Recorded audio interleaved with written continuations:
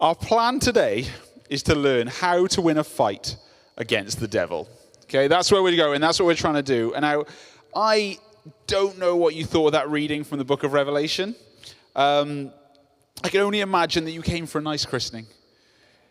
It's a Sunday morning, you had your croissant, and suddenly you've got beasts and a dragon and a deep sense of confusion. But don't worry, you're not alone. We are going to work our way through this together. Okay? Now, funnily enough, the point of the book of Revelation is not to confuse us. So we've been doing this series, going through the whole of the Bible, and we are coming to the end, and we've got these 3 final sermons on the book of Revelation, and we're really in the middle part of it now. And the point of the book of Revelation is actually to reveal something to us, hence the name Revelation. It's supposed to be that there are things in this world that are confusing, and this book is designed to make them clearer. Now, as a Christian, I often think things like, well, if God is so good, why is there so much suffering in the world? If God is so powerful, how come most of the people around me barely acknowledge him? I don't know about you, but just as a human being, like, when I look at the world, I can't help but wonder why people are so intent on destroying one another. I wonder, how come there's so much injustice? Sometimes I just think, how come in the 13.8 billion years since the beginning of the world, we've invented fridge magnets, we've got skyscrapers, we've got rockets, we've got economics, we've got the internet, and yet no one has ever put a window in a toaster so that you can just see whether or not the bread is cooked before popping it up. I just think we've just got big questions. Now, I think the book of Revelation, the point of this is to take the chaos and confusion of the world, and it gives us questions. And when we read this book, we're meant to get a moment of revelation to go, that's why it's like that. Now it makes sense. Except maybe the toaster one, I think that's something we're going to have to puzzle out on our own. But the big questions, it helps us with. And the writer of Revelation, a guy called John, he does this in 2 ways. And this is kind of why the book feels so confusing, but its aim is to make it clearer. The first thing is that John is constantly pulling back the curtain to give us a heavenly perspective on the events we see taking place around us. So when we see violence and injustice in the world, John points us to heaven to see what is taking place there that helps make sense of it. So as an example, the middle section of Revelation is framed as a conflict between the influence of evil, the devil, human sinfulness, and corrupt worldly powers on one side, versus Jesus and his people and those who have been united with him in his death and resurrection on the other. But in Revelation 4, John shows us this picture. We peek behind the curtain and we see a heavenly throne room. God is seated in heaven on a throne surrounded by symbolic figures representing all of creation. And he shows us this heavenly image to remind the church that throughout all the suffering and persecution that they may be experiencing at the hands of evil, and particularly at the time this was written, it was during the Roman Empire, and Christians were heavily persecuted. The point for them was that behind the scenes, God is always seated on the throne, that he is in control. He has allowed humanity freedom and authority for a time and a season, but he has a plan to make all things right, and that the final word rests with him. So the first technique and the first bit of comfort we take from this is that throughout everything and the chaos in the world around us, he reminds us that when we peek behind the spiritual curtain, God is still in control. The second technique that John uses to make sense of the world around us, this is just helpful whenever you come to a book of the Bible to have ways of engaging with it. The second technique is that he describes earthly events, but he uses powerful symbols and metaphors to help his readers understand better what he means. Now, often people think this is meant to confuse us, like there's a code that needs to be interpreted, but that's not really the point. Writers use metaphors and symbols to make complex things clearer. So imagine someone comes up to you and asks you to explain what it's like being in love. Now you could answer, it's amazing. The moment the ventral tegmental area of my brain produces a surge of dopamine into my body and I feel the increase of oxytocin and vasopressin as my serotonin levels drop. There's nothing quite like it. But that doesn't really convey what it feels like to be in love. Instead, we say things like, love makes me feel like I've got butterflies in my stomach. Love makes me feel like I'm walking on air. Imagery, in this instant, is a better way of conveying truth than actually the words that we would naturally go to. So when we come to a reading like the one today, which sounds so confusing and so crazy, and it speaks about a dragon and a beast from the sea and a beast from the earth, John is giving us images and symbols that get under the skin of the powers that oppose the work of God. It's supposed to help us understand what evil actually looks like. What are its motives? What are the subtle tricks it uses to impact us, to corrupt and harm God's good world? And if we want to understand how to win a fight against the devil, it's best to understand our enemy. So let's start by having a look at these three creatures. The first one is the dragon. Now, the dragon as a symbol goes back to that original story in Genesis. We looked at it way back in January. And the dragon is the same as the serpent in the Garden of Eden, whose aim is to try to undermine God and to destroy the relationship between God and humanity. Except that the serpent now has 7 heads, 10 horns, and 7 crowns. And these images are given to show how much power and strength how much its power and strength on earth has grown.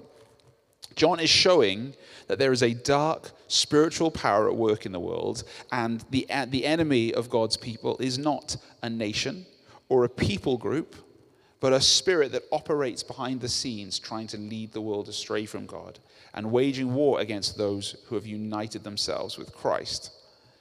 Like, I get it, we do not like to talk about the devil. It's not particularly Anglican, is it? I get that, but we try to dismiss him into folklore, like a boogeyman or a fairy tale. But the problem about that is that doesn't actually get rid of evil.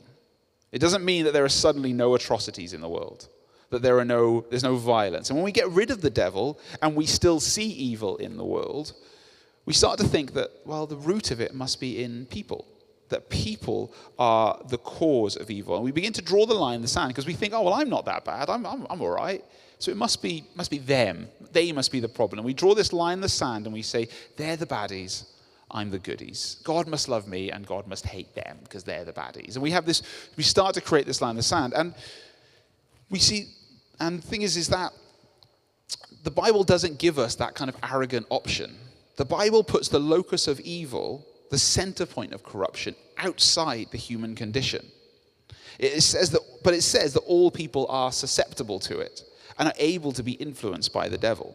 And we see that the devil's plan since day one, we saw it in the Garden of Eden, is to draw humanity away from the God who loves them and made them in his beautiful, wonderful image.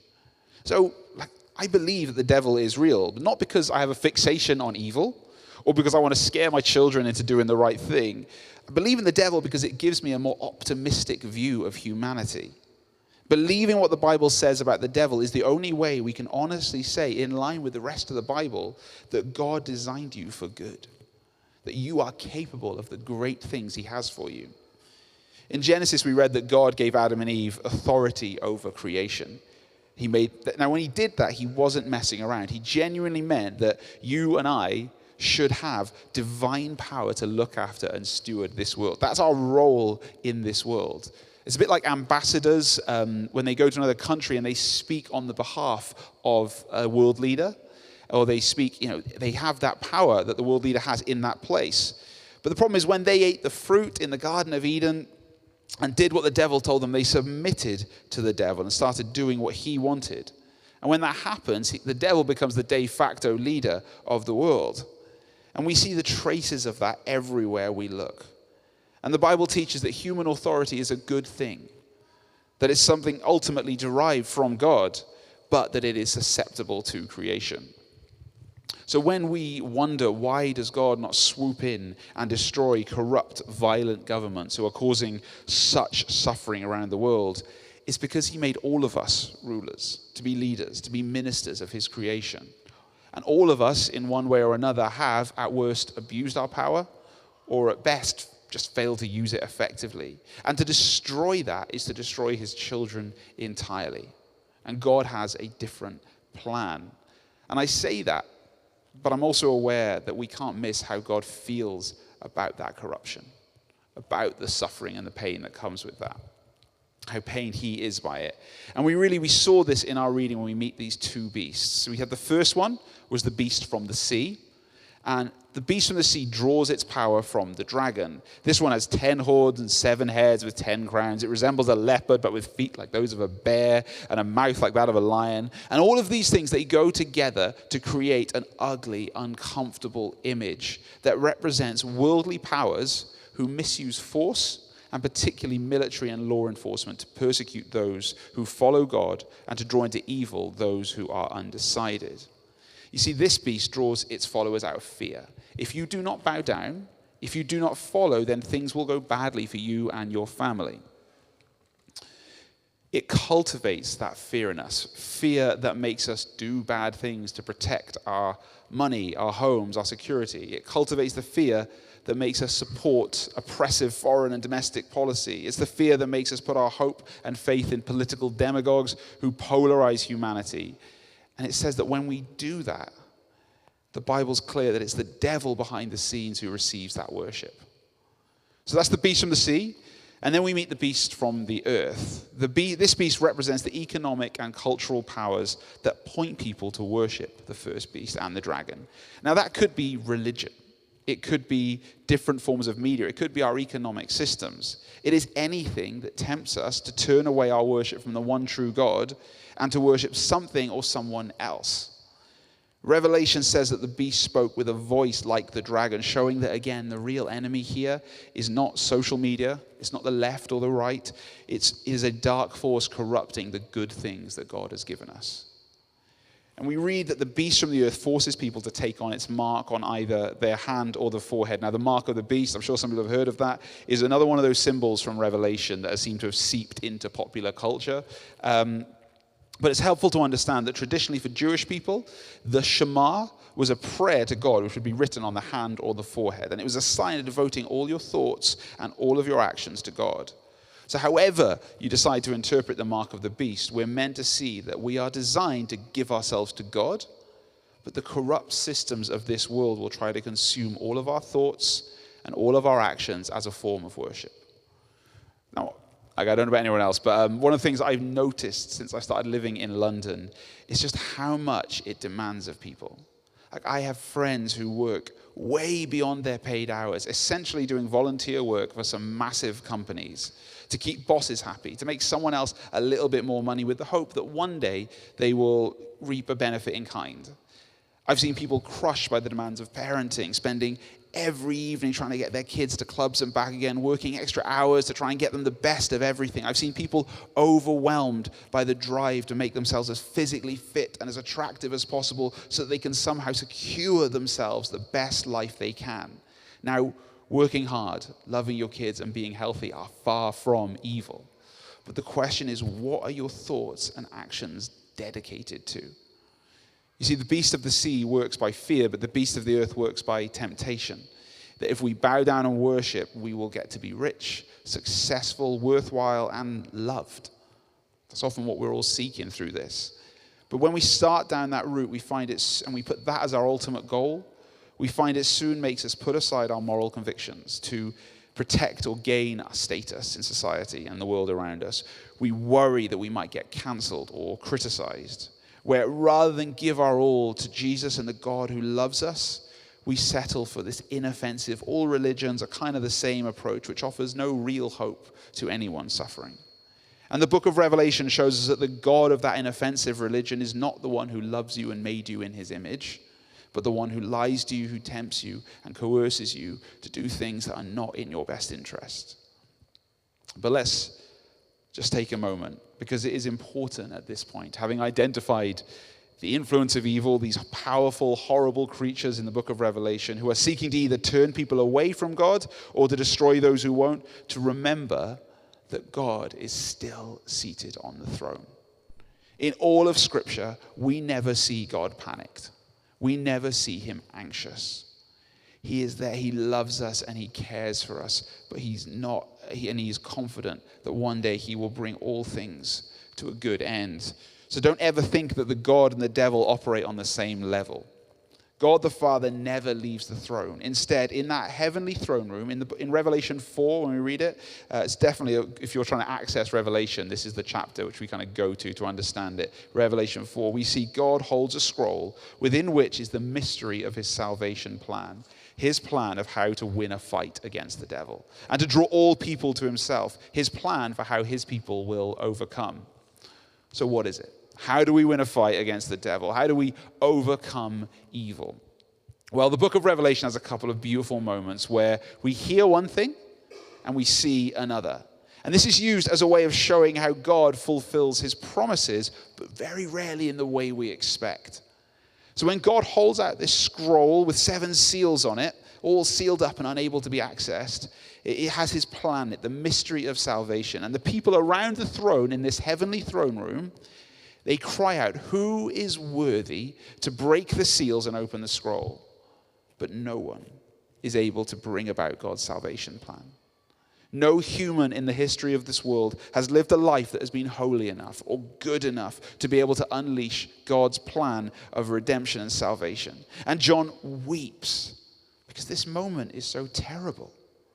What high expectations God has for mankind, that he gave them this great mission of bringing about his beautiful kingdom on earth, spreading his presence and peace and love. And when God asked the question, who is worthy, we realize that we have utterly failed.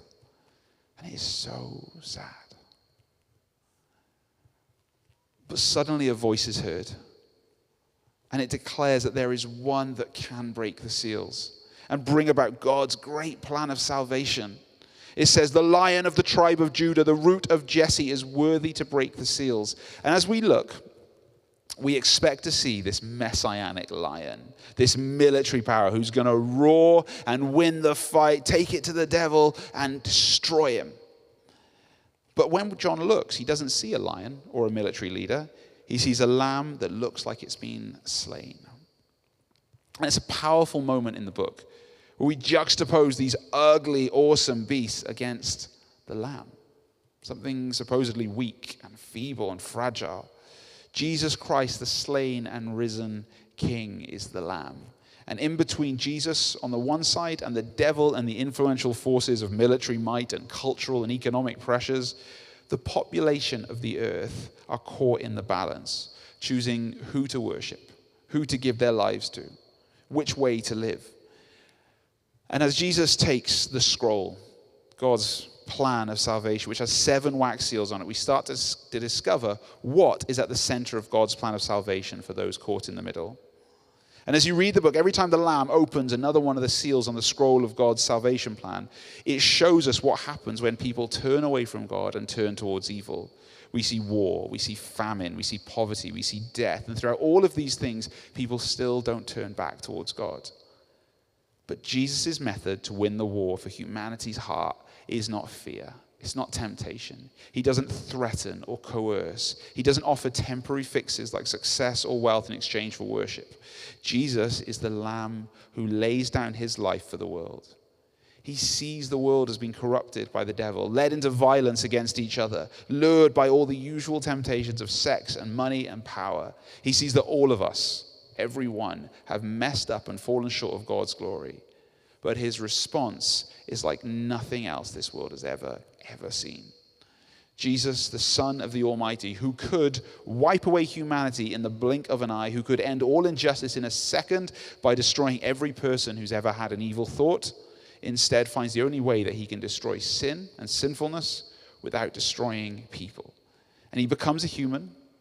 He unites himself with us, and he offers us to unite. He allows us to unite ourselves with him, and he climbs up on the cross.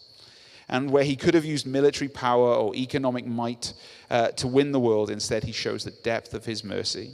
And he dies, and he takes all of the evil that we have caught ourselves up in, and he takes it down into the grave, satisfying God's justice, and then rises again. But because we are united with him, we rise as well. And now we are free and clear of everything that has corrupted us. That is all left in the grave. And now we are one with Christ, sealed and set apart from the devil's power over us. And we see that Jesus' plan is like nothing else. And then we get the second moment in the book where we hear one thing and see another. In Revelation 7, there's this military census. And John hears that God has sealed 144,000 people from the tribe of Israel to be his army. Now, that nationalistic, militaristic approach had been the expectation of many of John's readers, that God would someday use violence and force to overcome. But when John looks, he sees a multitude from every tribe and nation, more than anyone can count, standing before the throne of God and Jesus, and they cry out, "Salvation belongs to our God who sits on the throne and to the Lamb." That is where salvation lies. And it says that they were washed white and clean in the blood of the Lamb. They have been made holy. They have been made perfect by what Jesus did on the cross. And this scene is a declaration that the devil's plan of violence and fear and shallow temptation, of lies and cruelty and temptation that has gone on throughout all of human history will ultimately fail. And Christ, by his death and resurrection, will win this world to himself. Now, every day I am tempted to worship the devil, to join in with that, giving myself out of fear or temptation or apathy towards worshiping something other than God.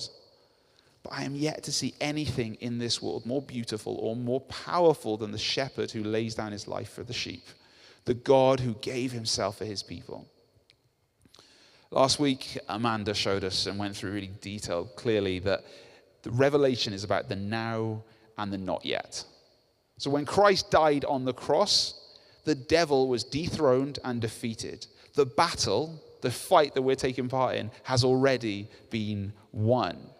But it says that the devil is not yet destroyed, and he is still committed to the same plan of waging war against God's people. He no longer has a gun in our back. He has two fingers and lies. And that's how he manages to manipulate us, to trick us and tell us that we are still not worthy of God, that we are not good enough, that we can't receive God's love. And instead, he draws us away to himself.